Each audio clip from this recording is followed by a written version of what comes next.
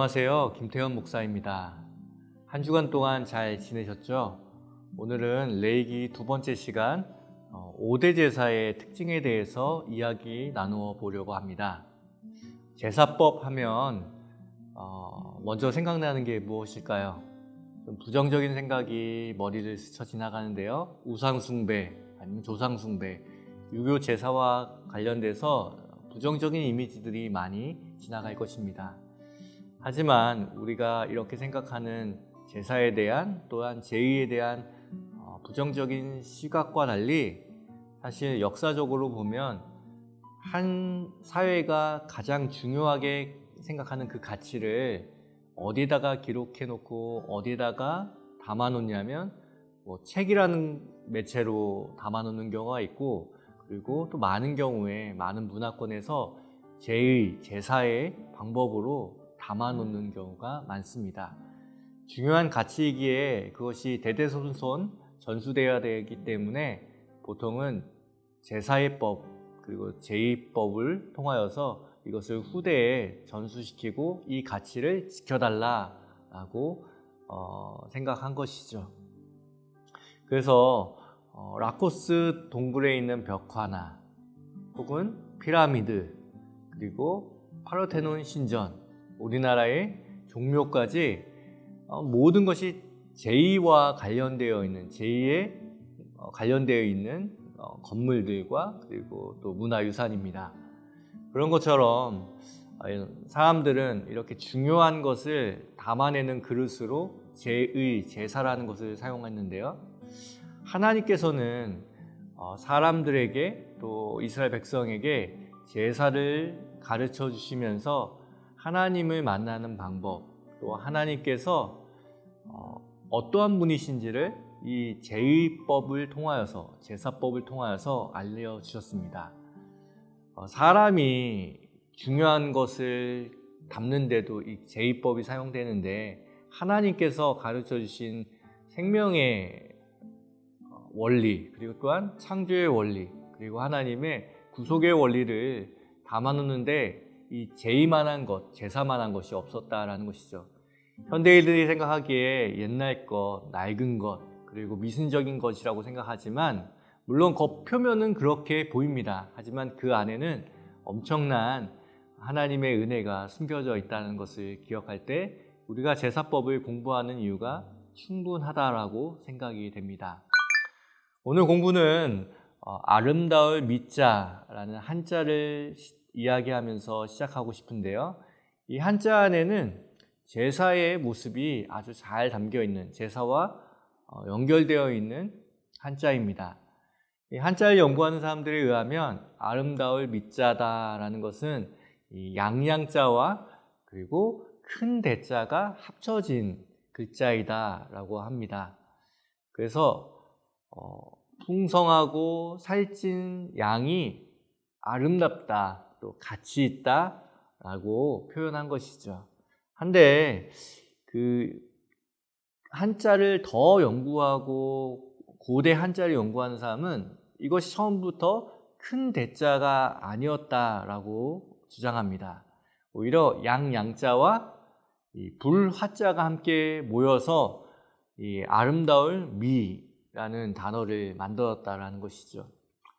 이 대목에서 성경의 내용을 생각하지 않을 수 없습니다.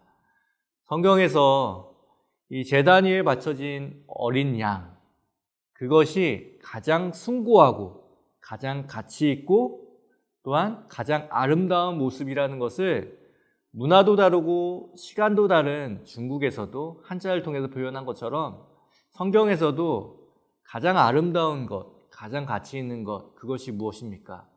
제단 위에 올려진 양, 우리의 죄를 위하여서 올려진 예수 그리스도, 그것이야말로 최고의 가치, 최고의 아름다움이라고 생각할 수 있는 것이죠. 우리가 제단 위에서 가장 가치 있는 것, 아름다운 것을 발견하는 것처럼 우리가 5대 제사법을 함께 나누면서 가장 가치 있는 것, 가장 아름다운 것을 함께 나누는 귀한 시간이 되었으면 좋겠습니다. 지난 시간에 말씀드린 것 같이 원래 오늘은 번제에 대해서 먼저 다루려고 하다가 이 제사법들이 막 나오거든요. 그러면 정리가 안 되시고 헷갈리실 것 같아서 개괄적으로 5대 제사에 대한 특징들을 좀 말씀드리면 이후에 강의 들으실 때 훨씬 더 도움이 될 것 같아 오늘은 5대 제사에 대한 부분들을 함께 나누려고 합니다. 우선은 제사가 어디에서 행해졌을까요? 광야에 있는, 특별히 시내산 밑에 있는 이 장막에서 시작되었다라는 것을 볼 수 있습니다. 보시는 바와 같이 이렇게 광야 안에 장막이 이렇게 펼쳐져 있는 것을 보일 수 있으시죠? 생각보다 그렇게 크진 않다라는 생각도 들기도 합니다. 5대 제사를 머릿속으로 좀 그려볼 때 특별히 레위기 1장에서 7장까지는 5대 제사에 대해서 쭉 나열하고 있는데요. 근데 보다 보면 좀 헷갈리는 부분이 있습니다. 왜냐하면 분명히 앞에서 번제가 나왔는데 뒤에서도 번제가 나오기 때문이죠. 레위기는 1장에서 7장까지 두 번의 사이클을 가지고 첫 번째 사이클로 번제서부터 속건제까지 다루고 두 번째도 번제서부터 속건제까지 다룹니다. 왜 이렇게 반복을 할까요? 이 반복의 이유는 레위기 1장 1절에서 2절 말씀에 보면 여호와께서 회막에서 모세를 부르시고 그에게 말씀하여 이르시되 이스라엘 자손에게 말하여 이르라. 이것은 첫 번째 사이클에 있는 번제에서부터 속건제까지는 이스라엘 백성 입장에서 어떻게 예배를 드리고 제사를 드려야 하는지를 말씀하고 있고요. 그리고 이어지는 레위기 6장 8절 말씀을 보면 여호와께서 모세에게 말씀하여 이르시되 아론과 그의 자손에게 명령하여 이르라.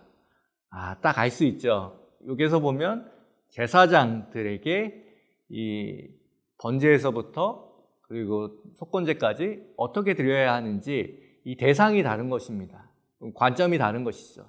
두 관점으로 이렇게 이야기를 연결해 놨기 때문에 두 번 반복하는 것처럼 보이는데 이게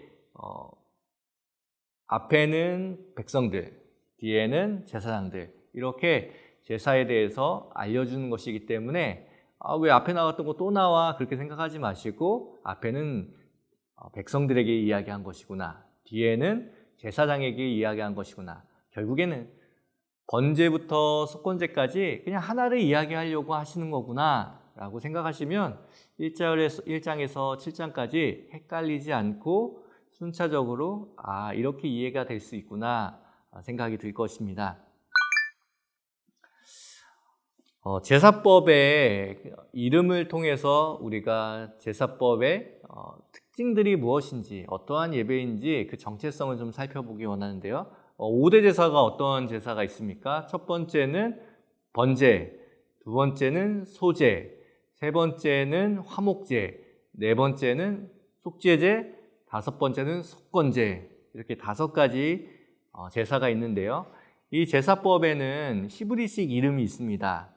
첫 번째는 이 번제라는 히브리어는 올라라는 단어입니다. 근데 공교롭게도 우리나라에 올라가다라는 단어와 음가가 똑같죠. 뜻도 똑같습니다. 이 올라라는 것이 올라가다라는 뜻인데요. 하나님 앞에 제사를 드려서 전적으로 모든 것을 태워버림으로 향기로 하나님 앞에 올려드린다라는 뜻을 갖고 있죠. 그래서 다 태운다라고 해서 이것은 전적인 헌신을 뜻하는 제사입니다. 두 번째로는 이 소제가 있는데요. 소제는 민하라고 합니다. 민하라는 히브리어는 선물, 그리고 조공이라는 뜻인데요. 감사의 뜻으로 올려드리는 선물이라는 뜻이죠. 그렇기 때문에 이것은 감사 제사에 속합니다. 특별히 5대 제사 중에 유일한 곡식 제사이기 때문에 이 곡식 제사의 의미가 또 나중에 살펴보면 훨씬 더 많은 의미를 갖고 있는 것을 볼 수 있습니다. 그리고 세 번째로 화목제인데요. 화목제는 쉘라밈이라는 히브리어를 사용합니다. 쉘라밈, 쉘라 하면 좀 이 비슷한 의미 떠오르는 게 있는데요. 많은 사람들이 알고 있는 샬롬이라는 뜻입니다. 예, 샬롬이라는 것이 평안, 평화, 이렇게 화목 이런 뜻이 있는데요. 이 화목하게 하는 예배라는 뜻을 갖고 있습니다. 무엇을 화목하게 하는 예배일까? 여기에서 좀 주의하면서 보면 좋은데요. 화목하게 되고 싶어서 드리는 예배가 아니라 지금 화목한 상태를 감사하는 예배로 드리는 것이 좀 차이점입니다. 사람들은 화목제라고 하면 하나님과 나 사이가 좀 멀어져 있어서 화목하고 싶다, 화해하고 싶다라고 생각해서 드리는 제사라고 오해하는데요. 그런 게 아니에요. 하나님과 내가 화목하다는 것을 감사하는 예배, 그것이 화목제입니다. 이웃과 내가 화목해지려고 드리는 예배가 아니라 이웃과 내가 화목함을 감사하는 얘기, 그리고 그 화목의 현장, 그런 의미에서 이 화목제가 드려진다라는 것을 알면 됩니다. 네 번째로 하타트라는 속죄제입니다. 이 헤트라는 것이 죄라는 히브리어이고요. 그리고 또 하타트는 죄를 범하다, 죄를 범했을 때 드리는 제사다라는 뜻입니다. 죄로 인하여서 또 부정으로 인하여서 더럽혀지고 또 죄 가운데 놓였을 때 그것을 사해주는 제사인 것이죠. 그 다섯 번째는 속건제인데요. 아샴이라는 제사입니다. 이 아샴이라는 제사를 좀 번역하기가 쉽지 않다라는 것이 학자들의 일관적인 이야기인데요. 왜냐하면 속건제라는 말 자체도 조금 애매하기 때문입니다. 그런데 이것을 가장 잘 번역하는 번역이 무엇일까?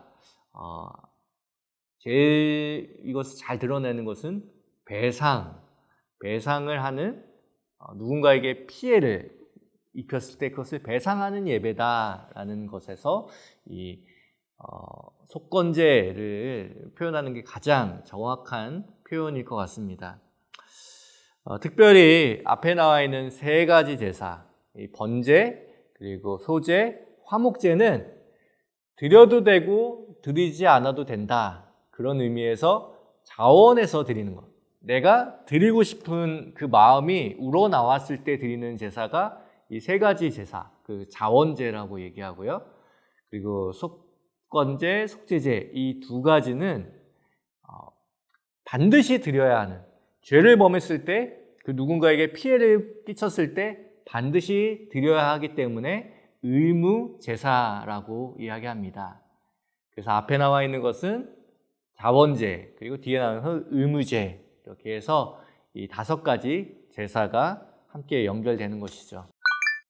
이 제사 제도가 복잡하게 느껴지는 데는 이유가 있습니다. 왜냐하면 드리는 제물이 각기 또 다 다르기 때문에 그걸 기억하는 게 쉽지가 않아요.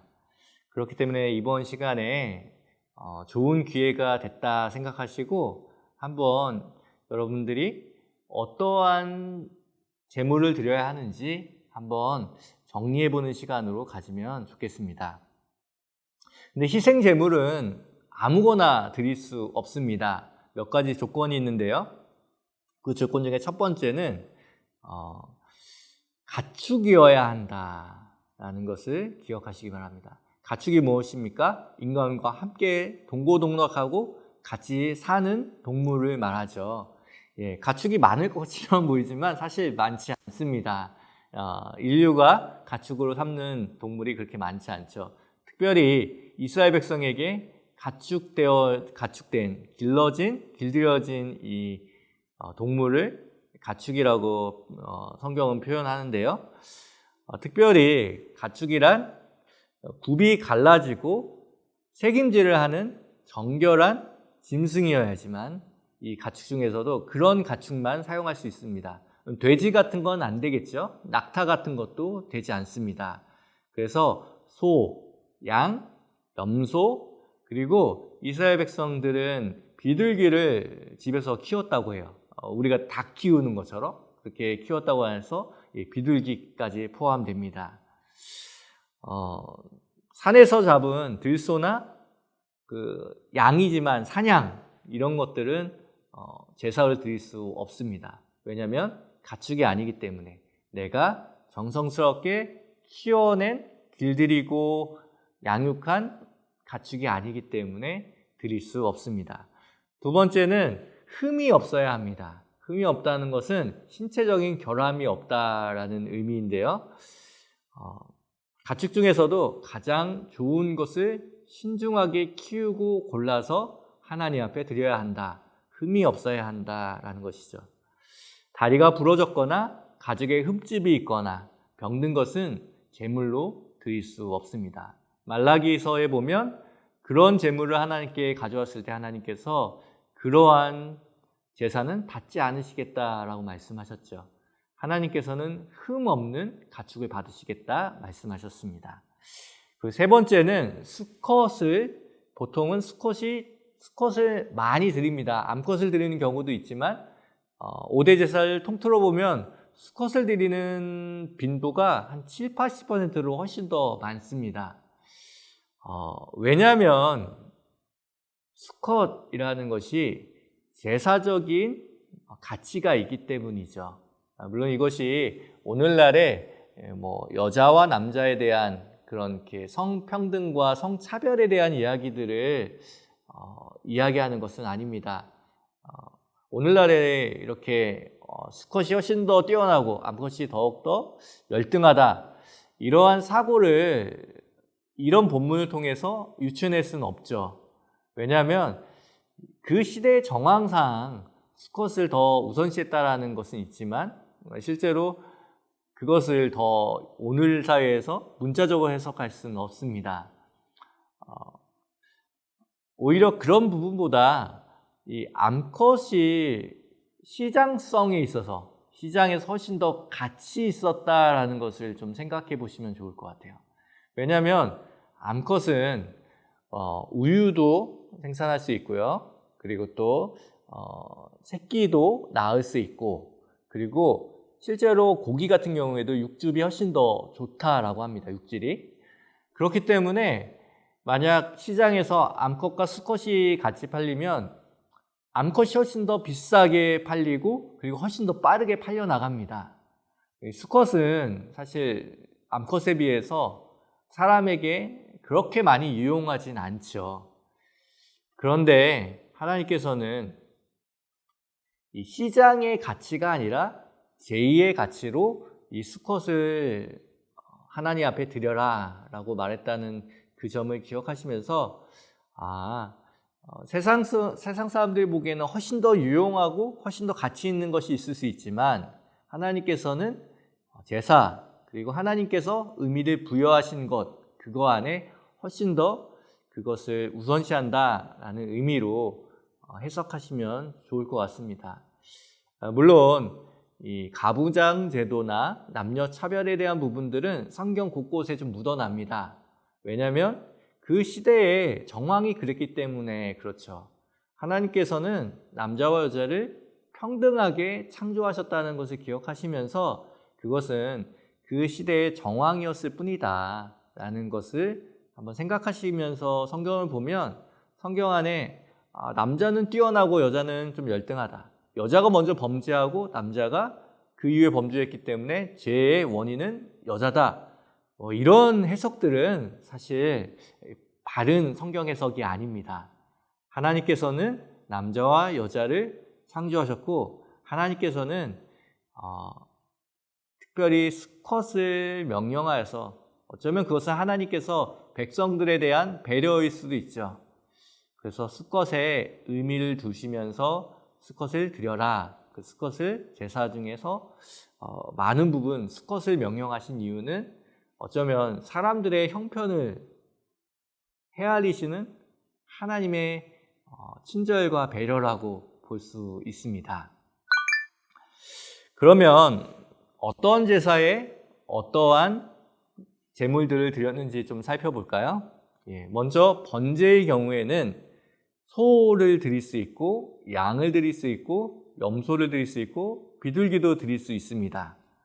모두 수컷을 드려야 하는 것이고요. 그리고 소제인 경우에는, 소제는 동물 제사가 아니라고 했죠. 그렇기 때문에 소도 드릴 수 없고 양도 드릴 수 없고 염소도 드릴 수 없고 비둘기도 드릴 수 없습니다. 이것은 다 동물이기 때문에.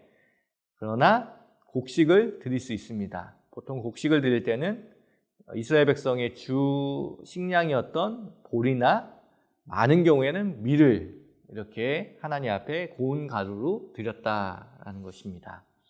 그리고 화목제의 경우에는 이 소와 양과 염소 이렇게만 드릴 수 있었는데요. 화목제는 암컷도 되고 수컷도 드릴 수 있습니다. 근데 여기에서 비둘기가 빠진 게 좀 의아하잖아요. 비둘기가 빠진 이유는 화목제는 기본적으로 제사 이후에 함께 나누어 먹는 나눔의 제사이기 때문에 실제로 이 비둘기 잡으면 제사를 하는 그 봉헌자만 먹어도 충분히 모자랄 만한 거죠. 그렇기 때문에 나눌 거리가 없기 때문에 사실 이 비둘기는 빠져 있는 것입니다. 속죄제 같은 경우에는요, 누가 죄를 졌느냐에 따라서 좀 달라집니다. 제사장은 소를 드리고, 뭐 족장들은 양을 드리고, 그리고 뭐 다른 자신의 그 위치에 따라서 조금씩은 다른 동물을 드립니다. 특별히 양 같은 경우에는 순양을 못 드리고 암양만 드려야 하고, 염소 같은 경우에는 암염소와 순염소 모두 드릴 수 있습니다. 그리고 속죄제는 특이하게도 곡식까지 드릴 수 있다라는 점에서 우리가 여기에서 조금 마음을 새겨볼 필요가 있는데요. 원칙적으로는 사실 죄사함이 피에 있다라는 이야기 많이 들어보셨죠. 그런데 곡식은 피가 없잖아요. 곡식을 빻은다고 거기서 피가 나오지 않습니다. 근데 이 속죄제에 곡식을 추가한 하나님의 의도가 있습니다. 왜냐하면 사실 가난하고 취약한 사람일수록 이제 점점 그 속죄제를 내는 이 동물이 개체가 더 작아지거든요. 근데 집비둘기나 산비둘기도 드릴 수 없는 경우에 밀이나 보리 이렇게 그 한 묶음 되는 그것을 갈아가지고 그 얼마 되지 않거든요. 그거라도 나와서 너의 죄를 속죄하라 라고 하는 하나님의 배려가 있는 것입니다.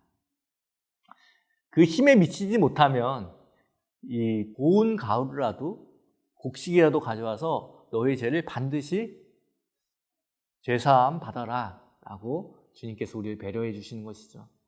하나님이 사람을 용서하는 데 있어서 얼마나 관용적이고 얼마나 기뻐하시는지를 우리에게 보여주는 장면입니다. 하나님은 회개하는 것을 너무나도 기뻐하십니다.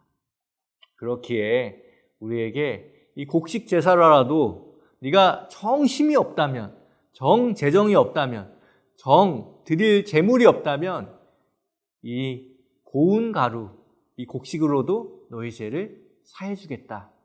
하나님은 사람을 용서하시고 죄를 용서하시는데 기뻐하시는 분이시다 라는 하나님의 깊은 뜻이 여기에 담겨져 있습니다. 하나님은 그런 분이시죠. 여러분 안에 죄가 있습니까? 그 죄를 끝까지 어떻게라도 용서하기 원하시는 하나님의 양보, 하나님의 배려를 이 속죄제에 곡식을 드린다라는 것, 그것을 기억해야 하는 것이죠.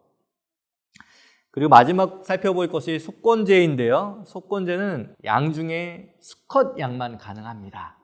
다른 건 다 안 되고 수컷 양으로만 속건제를 드릴 수 있다는 것, 여러분이 기억하시면 이렇게 표를 보시고 아 이렇게 되는구나 머릿속에 딱 그려놓으시면 헷갈릴 일이 없어요. 이것이 대원칙이고 약간의 달라지는 것도 상황에 따라 달라지는 것이 있지만 기본적인 원칙은 이렇게 드린다라고 알고 계시면 됩니다. 천천히 레위기를 1장부터 7장까지 읽어보신 분이라면 여기에서 의문 하나가 나오게 되는데요. 목사님 읽어봤는데 5대 제사 외에도 한 4가지 제사는 더 있는 것 같아요. 그러면은 9가지 제사라고 얘기해야 되지 않나요? 관찰력에 박수를 보내드립니다. 실제로 무슨 제라고 표현되는 제사가 1장부터 7장까지 거의 9개가 나옵니다. 이 종류를 살펴보면 9개가 나오는데요. 근데 여기에서 나머지 4개의 제사는 이 제사의 종류라기보다는 제사의 방법, 제사의 동작을 뜻합니다. 그래서 구분을 잘 해야 돼요. 번제, 소제, 화목제, 속죄제, 속건제, 이것은 종류이고요. 거제, 요제, 전제, 화제, 이것은 종류가 아니라 방법, 동작을 말하는 것입니다. 그래서 이 5가지 제사를 드릴 때 이런 방법으로, 이 4가지 방법으로 4가지 동작으로 드린다라는 의미에서 뒤에 제자를 붙인 거죠. 천천히 그러면은 거제부터 살펴봤으면 좋겠는데요. 거제는 여기 양이 있어요. 저희 아이들한테 빌려온 건데요. 이 양을 잡아서 이렇게 올려드리는, 위로 올려드리는 거제, 이 거중기 뭐 이런 얘기 하잖아요. 이렇게 들려 올리다라는 이 거제를 뜻합니다. 그리고 요제인 경우에는요, 이 재물을 이 옆으로 흔드는 게 아니라 앞뒤로, 마치 요람을 미는 것처럼, 유모차를 이렇게 아이를 재울 때 이렇게 미는 것처럼 이렇게 흔들다라고 해서 요제라고 부릅니다. 보통 거제와 요제는 제사에 사용될 때 제물을 하나님 앞에 올려드리는 것, 이 드릴 때의 방법인데요. 나중에 시간이 좀 되면 이 요제와 거제에 대해서도 좀 깊게 좀 살펴봤으면 좋겠습니다. 그리고 이제 전제를 우리가 볼 수 있는데요. 이 전제는 이 부어드리는 제사, 이 부어드리는 제사를 의미합니다. 특별히 전제하면 떠오르는 본문이 있죠. 디모데후서 4장 6절에서 8절 말씀인데요. 제가 한번 읽어드리겠습니다. 전제와 같이 내가 벌써 부어지고 나의 떠날 시각이 가까웠도다. 나는 선한 싸움을 싸우고 나의 달려갈 길을 마치고 믿음을 지켰으니 이제후로는 나를 위하여 의의 면류관이 예비되었으므로 주 곧 의로우신 재판장이 그날에 내게 주실 것이며 내게만 아니라 주의 나타나심을 사모하는 모든 자에게 도니라. 이것은 사도 바울이 인생의 말년에 쓴 서신서입니다. 감옥에 갇혀서 이제 자신의 죽음을 앞두고 이제 쓰여진 것인데요. 그때 당시에 초대교회에 많은 박해가 있었습니다. 이 박해가 있다 보니 이제 갇히고 거의 사형 언도까지 받아 있는 상태에서 사랑하는 아들 디모데에게 편지를 보낸 것이죠. 그럴 때 자신이 이제 떠날 시간이 가까이 왔고 전제와 같이 부어질 때가 됐다라고 이야기합니다. 이것은 사도 바울의 상황과 그때 시대적인 정황을 같이 연결해서 봐야지 그것을 제사 안에서 보면 훨씬 더 풍성하게 우리가 알 수 있는데요. 보통은 이 5가지의 제사, 모든 제사는 기본적으로 태우는 제사입니다.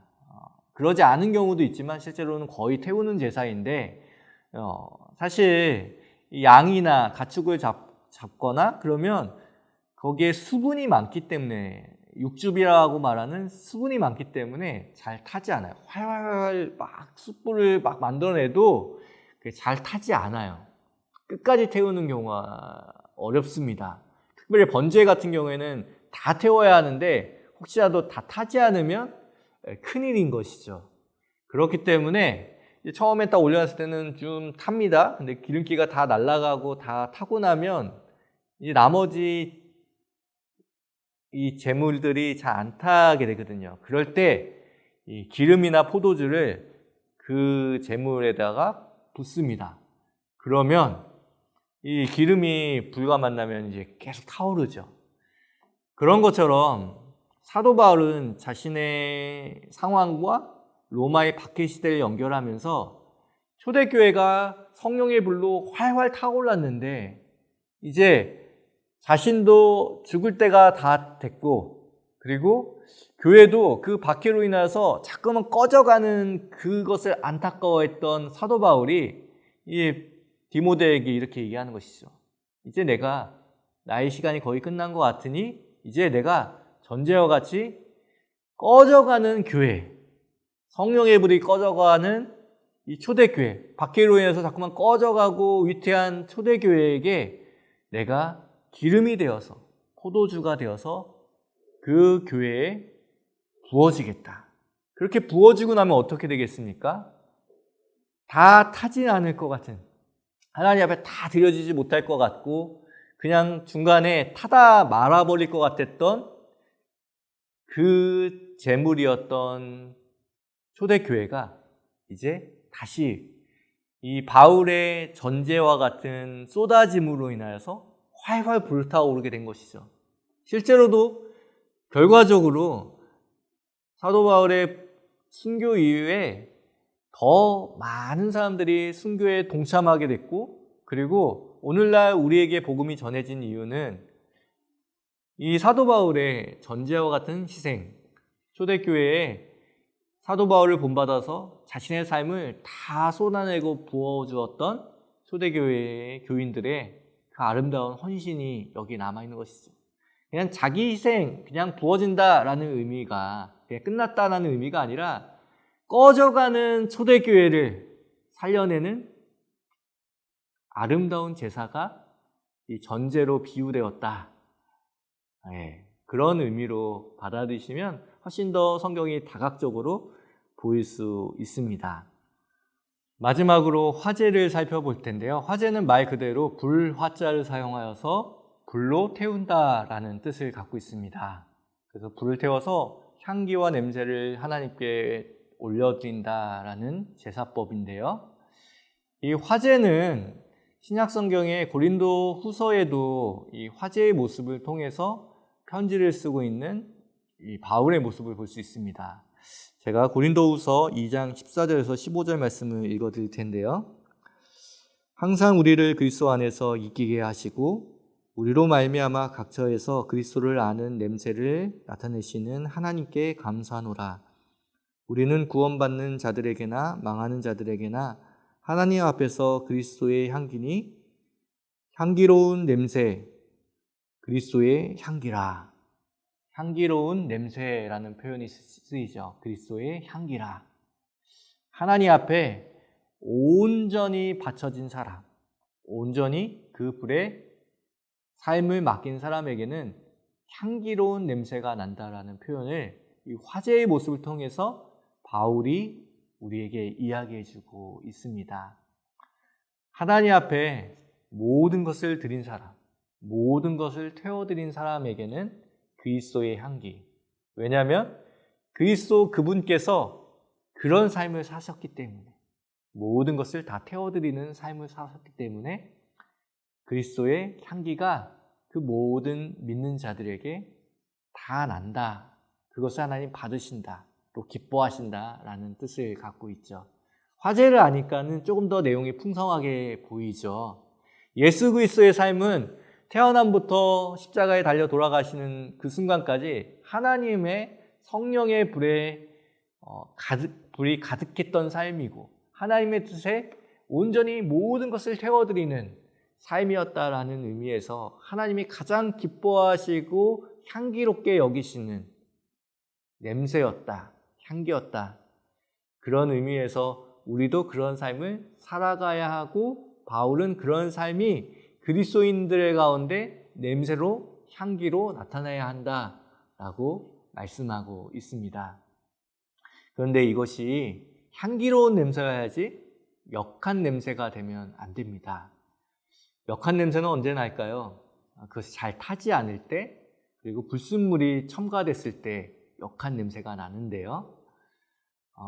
특별히 번제를 드릴 때 같이 태우지 않습니다. 왜냐하면 가죽은 잘 안 타거든요. 가죽을 잘못 넣었다가 이 번제가 다 타버리지 않을 수도 있습니다. 그리고 가죽은 탈 때 역한 냄새를 일으킵니다. 그렇기 때문에 이 번제를 화제의 방법으로 드릴 때는 절대 가죽을 함께 태우지 않고 따로 보관하고 따로 처리합니다. 우리가 그리스도로 옷을 입다라고 표현하잖아요. 그런 것처럼 이 가죽, 동물의 가죽은 옛 자아, 옛 습관을 뜻하는데요.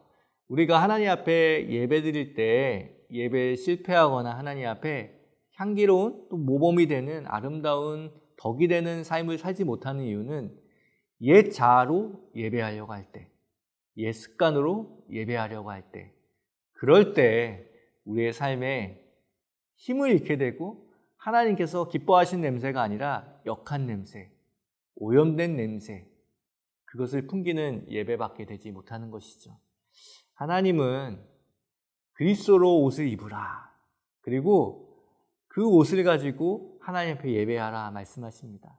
우리의 옛 자아와 옛 습관을 가지고 예배 현장에 나가면 안 된다라는 것을 이 가죽은 제외하고 태우라, 화제로 드려라 라는 하나님의 명령에서 우리가 유추해 볼 수 있는 또 생각 중에 하나인 것이죠. 오늘 이렇게 제사에 대해서 전반적으로 살펴봤습니다. 제사는 5가지의 제사가 있다고 얘기해 드렸고요. 그리고 4가지의 제사 방법이 있다라고 말씀드렸습니다. 근데 이 제사가 어느 때 가능하겠습니까? 회막과 성막, 성전이 있을 때만 가능한데요. 만약 성막이 없고 회막이 없고 성전이 없다고 하면 예배 드릴 장소, 제사 드릴 장소가 없다고 하면 어떻게 되겠습니까? 예배는 중단된다라고 생각하기 쉽습니다. 실제로 이스라엘 백성 가운데 그런 시절이 있었죠.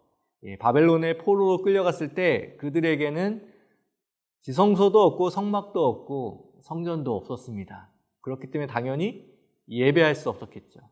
만약 예배가, 이 제사가 형식만을 중요하게 여긴 것이라고 하면 이스라엘 백성은 바벨론의 그 70년의 시간, 성전이 무너져 있던 그 순간 예배할 수 없는, 제사할 수 없는 민족이었을 것입니다.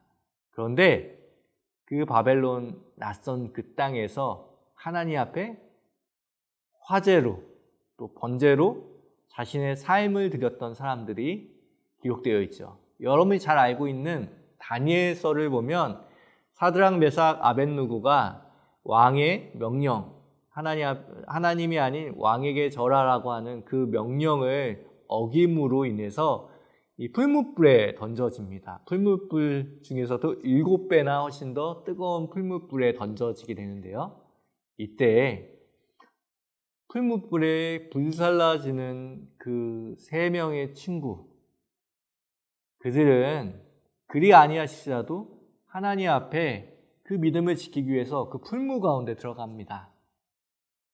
이것이 화제가 아니고, 그리고 자신의 믿음을 지키기 위해서 모든 것을 던져내는 이 번제가 아니고 무엇이겠습니까? 그곳에서 하나님은 사드락, 메삭, 아벳느고가 그곳에서 그 맹렬하게 불타는 풀무불에서 하나님 앞에 믿음의 향기를 드러내는, 믿음의 향기로운 냄새를 하나님 앞에 올려드리는 그것을 그 어떤 예배보다, 성막의 그 어떤 예배보다 더 아름답게 흠양하셨다라고 생각되어집니다. 그런 의미에서 우리에게, 코로나19 시대를 살고 있는 우리에게는 사실 예배를 드리기가 꽤나 어렵죠. 그럼에도 불구하고 이것이 교회이냐, 가정이냐, 직장이냐 상관없이 하나님과 무관해 보였던 바벨론에서도 하나님 앞에 향기로운 화제로 드릴 수 있었던 이스라엘 백성들의, 특별히 사드락, 메삭, 아벳느고의 아름다운 화제를 생각할 때 우리는 변명할 수 없습니다. 하나님은 우리가 어떠한 장소에 있던 우리의 삶을 성령의 불로, 하나님의 불로 드려지는 삶, 그 삶을 최고의 예배로 받으신다는 걸 기억할 때 변명하지 말고 집이면 집, 또 직장이면 직장, 또 상황이 괜찮아서 교회에 올 수 있으면 더 좋을 것 같고, 그렇게 자신이 있는 곳에서 자신의 삶을 하나님의 불에 맡겨드리고 하나님 앞에 온전히 드릴 때 하나님께서는 너희는 그리스도의 향기다, 그리스도의 냄새다 라고 말씀하실 것입니다. 오늘 이렇게 여러분들과 함께 5대 제사와 4가지 제사법에 대한, 제사의 형식에 대한 내용을 함께 나누어 보았습니다. 여러분 어떠셨는지요? 여러분의 삶에 이렇게 하나님 앞에 드릴 수 있는 드림의 은혜가 많기 기도하고요. 그리고 상황이 어떻든 간에 하나님 앞에 드릴 수 있는 믿음의 불이 있어서 그 불에 하나님 앞에 온전히 올려드려지는 여러분의 삶이 되길 원합니다. 예정된 것보다 한 주 늦게 번제를 다음 주부터 살펴보겠지만 여러분들이 이 부분만 잘 정리하시면 이제 앞으로 보는 번제, 소제, 화목제, 속죄제, 속건제 이 부분들을 좀 잘 이해할 수 있을 것 같아서 오늘은 이런 5대 제사의 개괄적인 부분들 함께 다뤄봤으니까요. 다음 주에 함께 만나서 또 더 깊은 은혜 나누도록 하겠습니다. 감사합니다.